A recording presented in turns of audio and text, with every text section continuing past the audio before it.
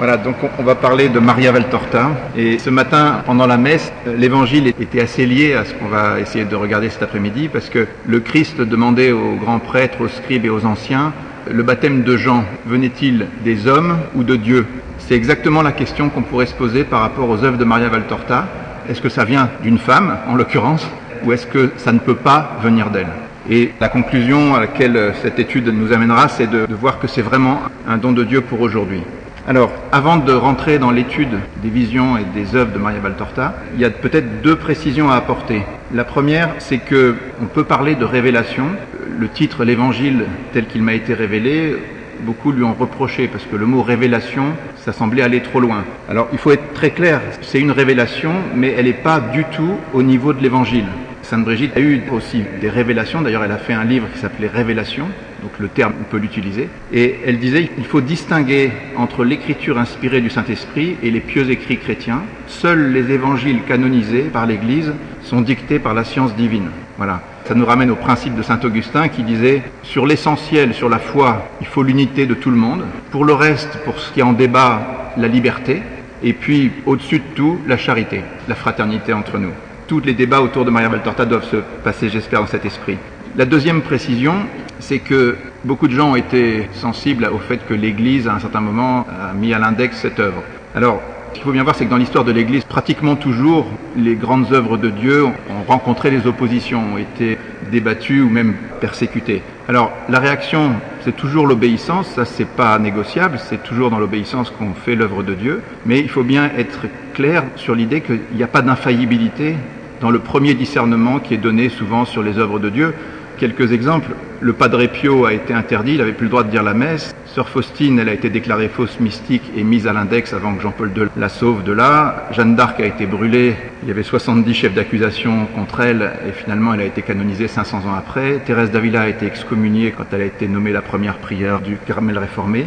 Saint Jean de la Croix a été emprisonné, le père Kentenich a été exilé, Schoenstatt, Grignon de Montfort a été repoussé de partout, le curé d'Ars a été tancé par son évêque, Mère Teresa a été empêchée, Marthe Robin ignorée, Fatima oubliée, Parel Monial refusé, François d'Assise exclu des franciscains et même Thomas d'Aquin a été condamné. 3 ans après sa mort, un archevêque a dit que ses œuvres n'étaient pas du tout bien. Il y avait 117 propositions qui étaient soit hérétiques, soit...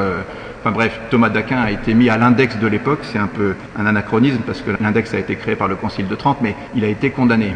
Et puis, quand vous lisez l'Évangile, vous voyez dans l'Épître aux Hébreux au chapitre 11 que tous ceux qui vivent de la foi, en général, ils ont droit à la prison, au fouet, ils sont torturés, lapidés, tués. Enfin voilà, c'est pas étonnant que pour les belles œuvres de Dieu, il y ait des moments difficiles et tout.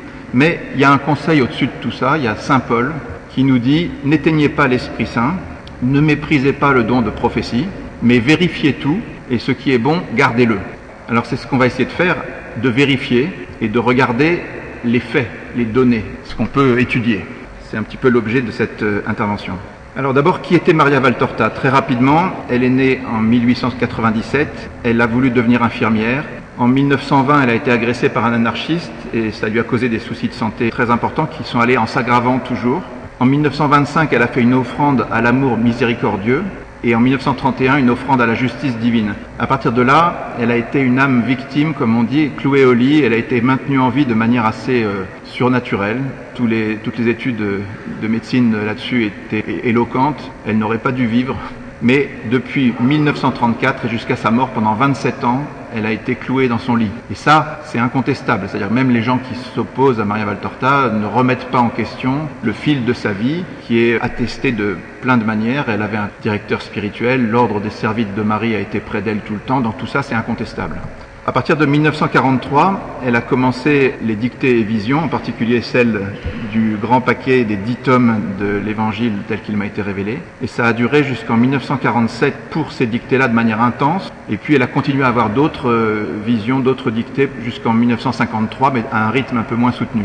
Elle est décédée en 1961 et puis en 1973, son corps a été transféré dans la basilique de Florence. C'est déjà une forme de reconnaissance parce que tout le monde n'est pas enterré dans une basilique, si vous voulez. Monseigneur René Laurentin disait « Sa longue vie de souffrance, vécue dans un abandon total à Dieu, témoigne de sa sainteté. » C'est important. On ne va pas étudier ici la vie de Maria Valtorta, mais vraiment c'était une sainte femme et toute sa vie a été remarquable. Voilà, on va s'attacher spécialement à cette période entre 1943 et 1947 où il y a eu les dictées et visions extraordinaires qui sont assez uniques dans l'histoire de l'Église et même dans la littérature mondiale. Rapidement, à 5 ans, voilà une photo d'elle, à 10 ans, à 15 ans, à 21 ans quand elle était infirmière, à 25 ans, et puis après elle a été clouée au lit donc, et son tombeau effectivement est dans cette basilique de Florence. Parlons maintenant de son œuvre. Donc elle est restée 27 ans sans bouger, il y a eu 4 années d'intenses révélations. Elle a écrit 15 000 pages à la main, sans rature, sans aucune documentation, avec le suivi de son directeur spirituel. Et ses œuvres, donc, ce sont ces 10 tomes de l'Évangile tel qu'il m'a été révélé, et des cahiers qu'elle a écrits entre 1943 et 1950, le livre d'Azarias, son ange gardien, les leçons sur l'épître aux Romains, et puis une autobiographie. Revenons quand même rapidement là-dessus. 122 cahiers manuscrits, avec des visions par centaines.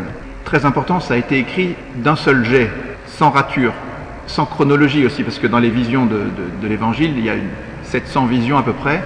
On en parlait ce matin avec Jean-François Lavert. Elles étaient données à un moment, puis la vision du lendemain, elle pouvait être donnée 6 mois après ou 1 an après. Donc c'était quelque chose qui était sans chronologie et pourtant aucune erreur dans les liens entre les différentes visions très proches. On va y revenir en détail, mais il n'y a pas d'erreur de chronologie, il n'y a pas d'erreur dogmatique, il n'y a pas d'erreur historique. C'est assez incroyable. Restons-en déjà à cette première remarque que les cahiers sont écrits d'une écriture limpide, sans rature. Ça n'arrive pas, ça, quand un écrivain écrit un roman, il revient tout le temps, il reprend ses phrases, c'est vraiment unique. Ensuite, après le décès de Maria Valtorta, le reste de l'histoire s'écrit sans elle. En 1948, Pie XII a reçu les servites de Marie qui s'occupaient de suivre Maria Valtorta et qui faisaient la promotion de ses écrits. Et il a donné cette phrase publiée, « Qui lira comprendra ». Il y avait un soutien aussi du cardinal Béat. Ça a été très beau, mais en même temps, ça a court-circuité un petit peu le Saint-Office, qui l'a pas forcément très bien pris. Et donc, après une première publication, l'œuvre a été mise à l'index en 1959. En 1966, l'index a été supprimé et il y a eu ensuite toute une série de témoignages, par exemple Padre Pio qui a recommandé cette œuvre, le père Gabriel Rochini, pour en dire un tout petit mot, c'était le père Laurentin de l'époque, si vous voulez. Il avait fondé le Marianum, c'est-à-dire l'Institut théologique pontifical à Rome. Il avait créé la revue du même nom. Il était professeur à l'université du Latran. Il a été le procureur général des Servites de Marie et il était consulteur auprès de la Congrégation pour la doctrine de la foi. Donc c'était une personnalité mariale assez exceptionnelle.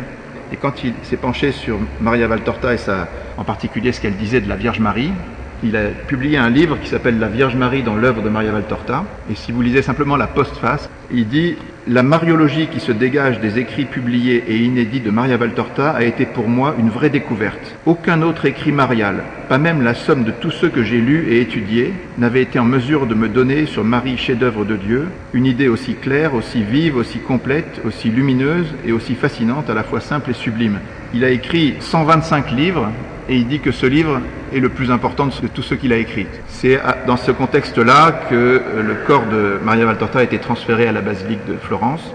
Et puis, il y a eu d'autres réactions, donc par exemple Mère Teresa qui conseillait de lire le livre et tout ça. Voilà, aujourd'hui on va s'attacher à regarder 3 études scientifiques. La première, c'est Jean Aulagnier qui a conclu en écrivant un calendrier de Jésus au jour le jour, on va revenir là-dessus. La deuxième, elle est en cours, c'est celle de Jean-François Lavert qui est présent parmi nous. Je ne vois pas où il est exactement, mais enfin il faudra il est au fond là-bas, voilà. Et puis François-Michel de Broise, il viendra après, donc il aura l'occasion d'expliquer tout ce qu'il fait. Donc Jean Aulagnier a écrit 2 livres, un livre qui s'appelle Maria Valtorta, qui es-tu ? Très intéressant, et un deuxième qui est un calendrier de Jésus au jour le jour. Jean-François a écrit 2 livres aussi, et d'autres encore. Et puis il y a le dictionnaire des personnages de l'Évangile qui a été fait par François Michel avec Monseigneur Laurentin et Jean-François Lavert. Alors, commençons par les études de Jean Aulagnier. Donc Jean Aulagnier, c'était un polytechnicien qui avait travaillé chez EDF. Il a été à la retraite et tout d'un coup, il est tombé sur les écrits de Maria Valtorta qui étaient pour la plupart en italien. Il ne parlait pas italien, mais il a été tellement fasciné qu'il s'est mis à apprendre l'italien pour pouvoir lire ses livres. Il a commencé par remarquer, à partir de 1971, qu'il y avait énormément de visions de l'Évangile et que dans ces visions, il y avait beaucoup d'indications chronologiques. C'est-à-dire qu'on vous disait, Jésus fait ceci, fait cela, le lendemain, il se passe ça, le surlendemain, c'est ça, et puis après, il y a le sabbat, et puis après, il y a Pâques, et ceci, cela. Et donc, sur les 652 visions qu'il a étudiées, il a commencé à les classer par petits trains, c'est-à-dire qu'il en mettait une après l'autre quand c'était évident, et il les classait comme ça. Sur les périodes des 3 ans de vie publique de Jésus, il y a pratiquement une vision tous les 2 jours. Alors, il a trouvé ça très intéressant et il a cherché à replacer ces visions qui étaient pour la plupart avec des indications liées au calendrier mosaïque ancien. Il a replacé le calendrier mosaïque ancien qu'utilisaient les Hébreux dans le calendrier julien, puis dans le calendrier grégorien. Et donc, il a pu reconstituer une vie de Jésus au jour le jour. Dans notre calendrier actuel, on a les dates de tous les événements de la vie du Christ selon Maria Valtorta, analysées dans ce livre que plus personne ne trouve, dont plus personne ne parle. Enfin, je trouve ça fascinant. C'est le seul calendrier absolu de la vie de Jésus. Au moins, c'est une thèse, on devrait la combattre ou la discuter, et c'est totalement ignoré, mais c'est un livre incroyable. Alors il a fait ça, et puis après il s'est passé quelque chose d'assez intéressant. Il s'est rendu compte que dans plus d'une centaine de cas, comme en Israël on vit souvent, comme il fait chaud le soir ou la nuit, on évoque la lune. C'est la pleine lune, il n'y a pas de lune, la lune vient de sortir et tout ça et tout ça. Il s'est demandé si c'était correct, et il a mis le calendrier des phases lunaires, qui est totalement indépendant, sur le calendrier qu'il avait reconstitué. Et il a constaté que dans tous les cas, la lune était au bon endroit, dans le bon quartier, et elle se levait au moment où elle devait se lever. Tout ça était absolument incroyable. Il en parle dans son livre, à la page 43. C'était pour lui une véritable démonstration qui s'ajoutait au constat des synchronismes ponctuels qu'il avait trouvés. Et cette démonstration par les phases lunaires qui calaient parfaitement avec le calendrier qu'elle avait fait était une démonstration d'une force irrésistible, particulièrement concluante. Pour lui, c'était un contrôle définitif, palpable à la Saint Thomas. Et Saint Thomas, il a mis sa main dans le côté du Christ et il ne pouvait plus douter. Et bien, d'une certaine manière, ce qui s'est passé là avec la vérification des phases lunaires, c'est quelque chose qui empêche de douter. Parce que si vous faites une vision au hasard et que vous écrivez, c'est le premier quartier de lune par exemple, vous avez une chance sur 30 d'avoir juste. Mais quand vous tirez au dé comme ça, 100 fois de suite, combien de chances vous avez de réussir? Si vous prenez un dé avec, vous savez, les dés habituels où il y a 6 possibilités, et vous faites un premier 6, et vous voulez tirer 10 fois de suite le chiffre 6, vous avez une chance sur plus de 50 millions de réussir.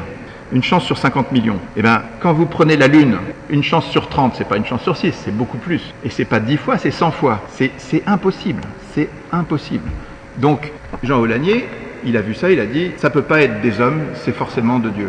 Alors à partir de là, il a fait des études complémentaires, il est parti en Terre Sainte, il a rencontré le père Dreyfus de l'école biblique de Jérusalem, il lui a parlé des noms que Maria Valtorta évoque et le père Dreyfus était stupéfait, il lui a dit mais enfin il y a que 5 ou 6 personnes qui connaissent ces noms-là aujourd'hui parmi les grands savants, et encore c'est tout récent, incroyable.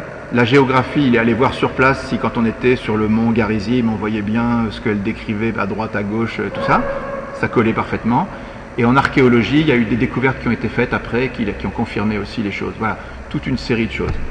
Voilà, pour lui, c'était un travail de défrichage qui l'a absolument convaincu.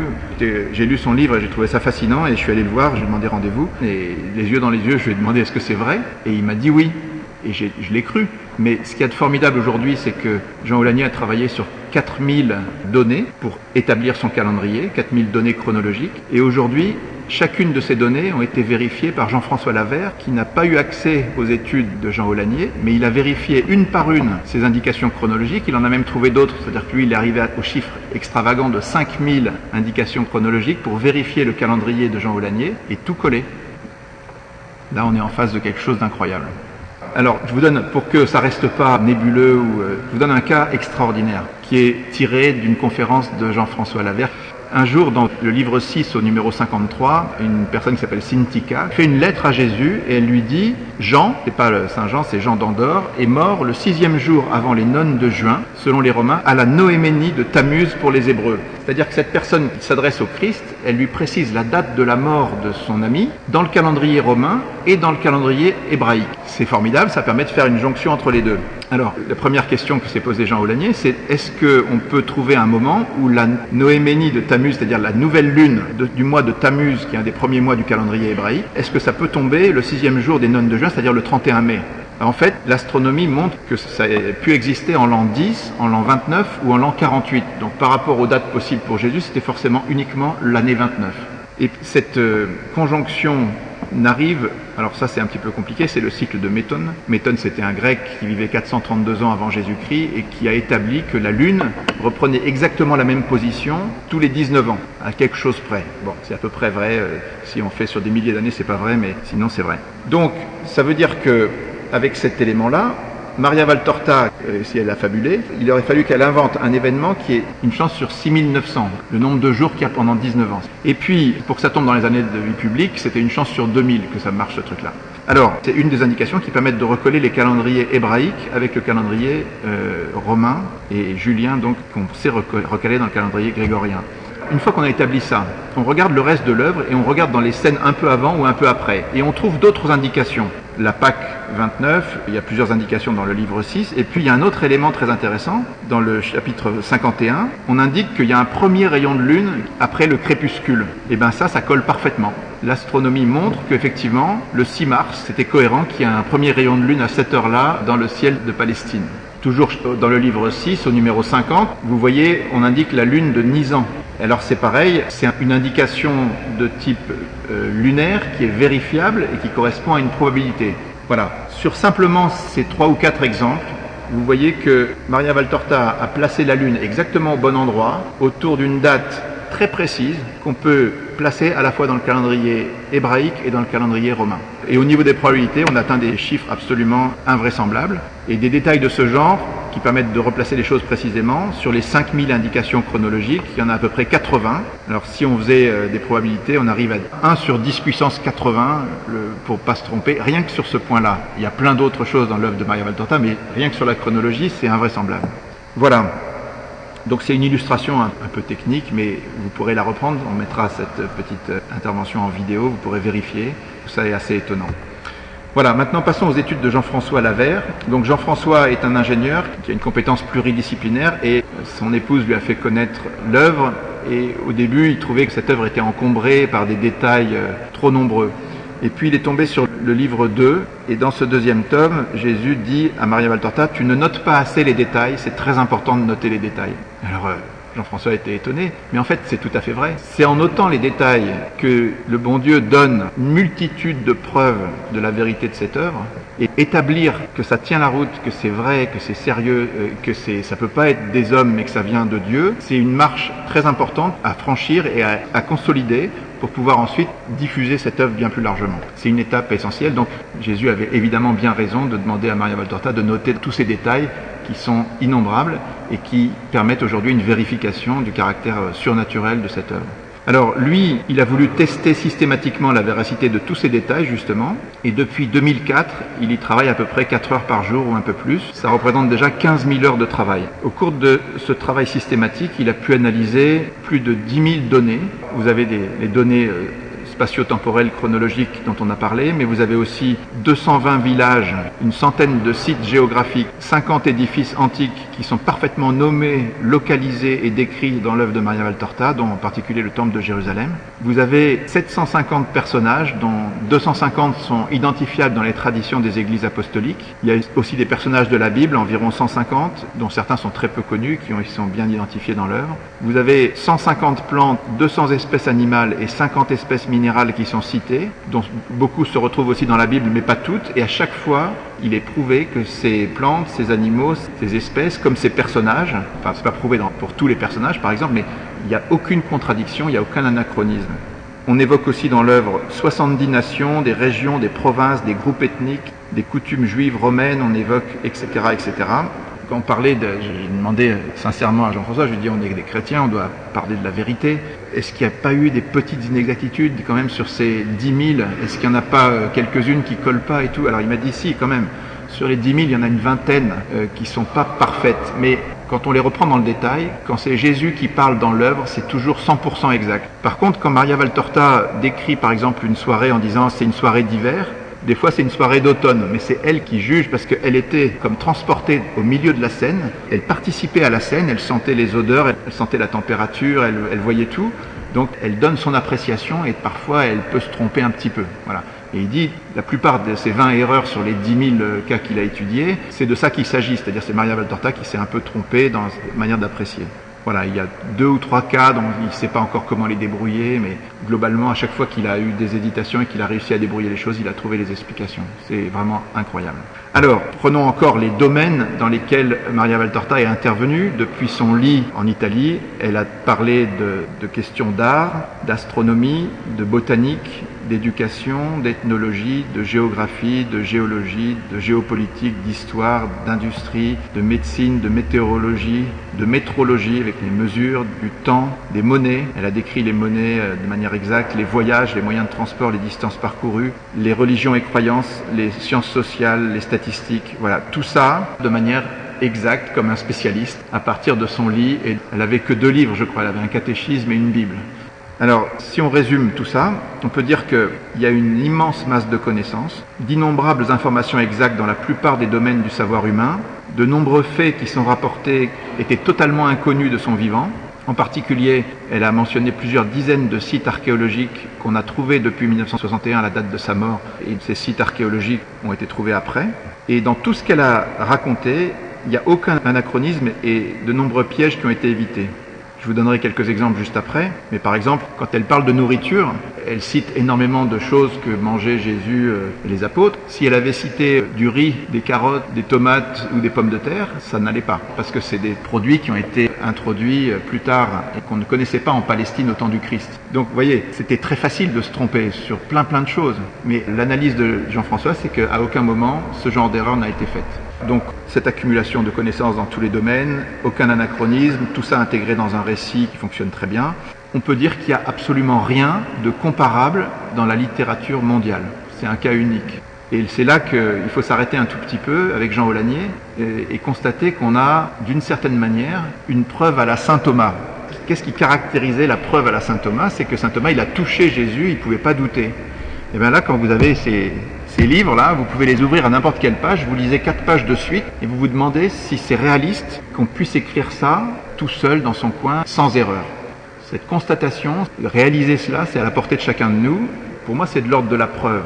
Alors, quand on parle avec des chrétiens, souvent, vous avez des réactions, quand vous parlez de preuves, ça les fait réagir. Ils disent « Ah non, preuve n'existe pas, parce que s'il y avait des preuves, on serait plus libre. » Ah bon, Saint Thomas, il n'a plus été libre après avoir eu la preuve. Saint Luc dit que Jésus, pendant 40 jours, il a donné bien des preuves aux apôtres. Et aujourd'hui, si vous ouvrez un certain nombre de dossiers, le linceul de Turin, les miracles de Lourdes ou des tonnes de trucs, vous avez des preuves. La grande question qui est derrière, c'est pourquoi ce don de Dieu aujourd'hui? Pourquoi est-ce que le Christ a donné un cadeau de ce niveau-là? Et en fait, le Christ répond dans l'œuvre de Maria Valtorta, il répond en disant que c'est lié aux besoins du temps. Comme disait le père Yannick Bonnet ce matin, notre époque est spécialement dure pour la foi, elle est dure pour les croyants, elle est dure dans un monde où il y a un bruit hallucinant avec des contestations de toutes sortes, des médias qui ne parlent jamais des choses de Dieu. Pour que les chrétiens puissent tenir, il faut des cadeaux comme ça. Marguerite Marie a reçu des apparitions du Sacré-Cœur. Le Sacré-Cœur lui a dit que s'il lui donnait cette révélation, c'était parce que l'amour s'était refroidi et que les temps avaient besoin de ça. C'était un cadeau de Jésus pour que les chrétiens puissent être nourris plus fortement pour résister aux besoins du temps. Et bien, je pense que pour Maria Valtorta, c'est exactement pareil. Aujourd'hui, comme c'est pas facile de garder la foi, c'est pour ça que des cadeaux comme ça nous sont faits. Et c'est en gros ce que dit Jésus dans l'œuvre. Voilà, très rapidement, quelques exemples parmi les 10 000.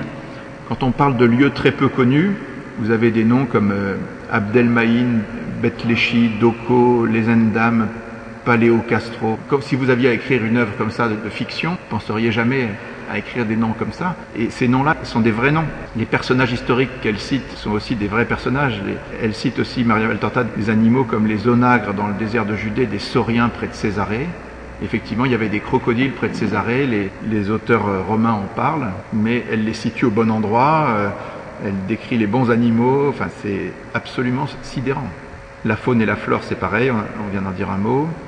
La synagogue de Korosaïn, Gerasa, ça avait beaucoup frappé Jean Aulagnier, parce qu'effectivement, Gerasa a été découverte dans les années 80, et le rapport qui est dans Archéologia, la revue, est exactement mis en parallèle dans le livre de Jean Aulagnier, avec la découverte, avec ce que disait Maria Valtorta. Donc, quelques petites illustrations. Pendant des siècles, on n'a pas su bien placer les villes de Korosaïn, Bethsaïde et Capharnaüm, au bord du lac de Tibériade. Et finalement, voilà les places exactes de ces villes. Elles sont décrites par Maria Valtorta. Korosaïn, elle dit, c'est au sommet d'une colline, on a une vue sur le lac, il y a une synagogue qui est comme ci, comme ça. Tout ça, ça a été retrouvé par les archéologues. Capharnaüm, c'est pareil, elle dit la maison de Pierre est au bord du lac, la synagogue de Jaïr est juste à côté, elle décrit ça. Bethsaïde, on n'arrivait pas à trouver ce village, mais Jésus dit à Maria Valtorta, aujourd'hui on recherche ce village au bord du lac, mais il faudrait le rechercher loin à l'intérieur des terres, car 2000 ans d'alluvions ont éloigné les rives du lac de leur emplacement initial. Et finalement, Bethsaïde a été retrouvé exactement là où le Christ l'indique, à 1,5 km du lac vers le nord. Voilà, il y a d'autres exemples. Le lieu des béatitudes, il est décrit dans Saint Luc et Saint Matthieu. Il y en a un qui dit c'est le sermon sur la montagne et l'autre il dit c'est dans une plaine. Alors il y a un lieu qu'on visite aujourd'hui, mais Maria Valtorta décrit un autre lieu, les Cornes d'Atine. Il n'y a pas si longtemps, c'était 2 montagnes comme ça. C'est une montagne avec une plaine au milieu. Et si vous regardez cette photo-là, vous voyez bien, ça c'est une photo ancienne avant que ça soit érasé. Vous avez exactement, c'est sur la montagne et en même temps c'est dans une plaine qui est entre les 2 montagnes. Donc c'est exactement le lieu que décrit l'Évangile.